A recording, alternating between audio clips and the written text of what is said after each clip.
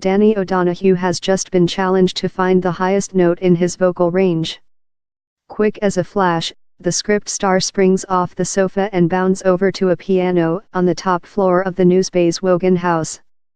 "We can test it out now, if you like," he says, as he works his way up the keyboard, pitching his voice to match each note until he can't go any higher. "High G," he exclaims, then descends the scale to find the bottom of his register. "That's a 3-octave range," he eventually declares. "Not bad."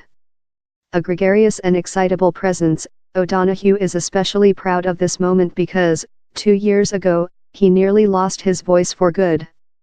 The star had developed painful nodes on his vocal cords because, by his own admission, "I wasn't living the healthiest of lifestyles."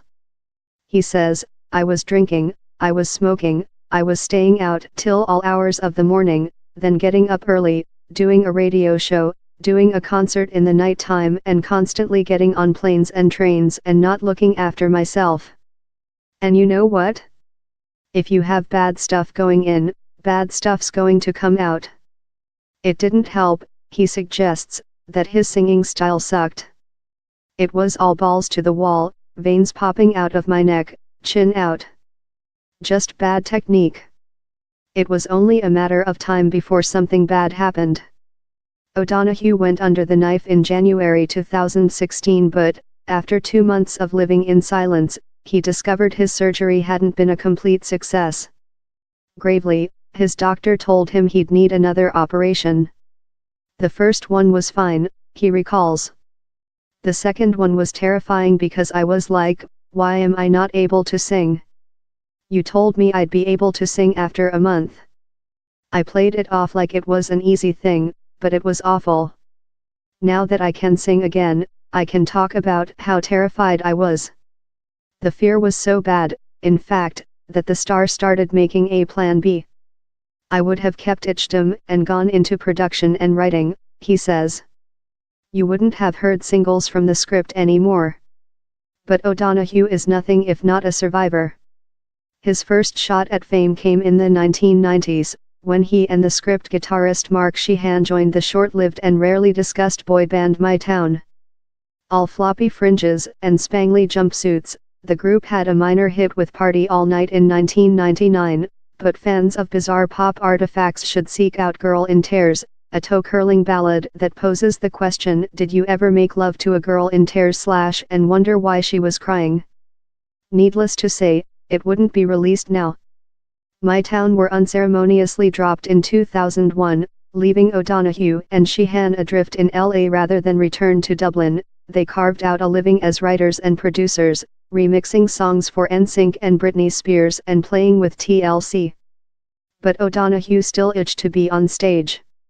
In 2005, he started work on a solo project, which morphed into the script after drummer Glenn Power flew to LA to work on the demos. Their first album emerged during a turbulent period in which Sheehan's mother and O'Donoghue's father both died. Then Power fractured his skull falling over in a pub toilet and O'Donoghue was rushed to A&E with a collapsed lung. He was still recovering when the band's first single, We Cry, entered the charts. Within 3 weeks, the band were back on the road, and in August 2008 their album debuted at #1 on both the UK and Irish charts. After all that hardship, the trio made the most of their success, recording 4 albums in 6 years and circling the world several times over. They struck gold with their third single, Break Even, which became a hit in America and is now taught at the prestigious Berklee College of Music, much to the bemusement of O'Donoghue, who says he's largely unaware of the rules of songwriter. But if the guys at Berklee are seeing this beautiful mathematics in it, then yeah, we definitely meant it. End of YouTube post by The Script Vivo. In the studio, the band have a mantra, good is the enemy of great, which encourages them to be ruthless with their material. It's very easy to get excited about something you just recorded, explains Sheehan. So we sit on the song and see how we feel about it in a month's time. If you're still chomping at the bit to get it out, then it's a great song. O'Donoghue's vocal problems gave them plenty of opportunity to let the music percolate in 2016. They started more than 70 tracks, the most we've ever written, with the singer contributing ideas using a voice app on his phone. It was a whole new approach, which allowed the band to change things up a little, according to Sheehan. Musically, the band have indulged the hip-hop and R&B influences they toyed with less successfully in My Town, but the bigger leap comes in their lyrics, most notably on the new album's title track, Freedom Child.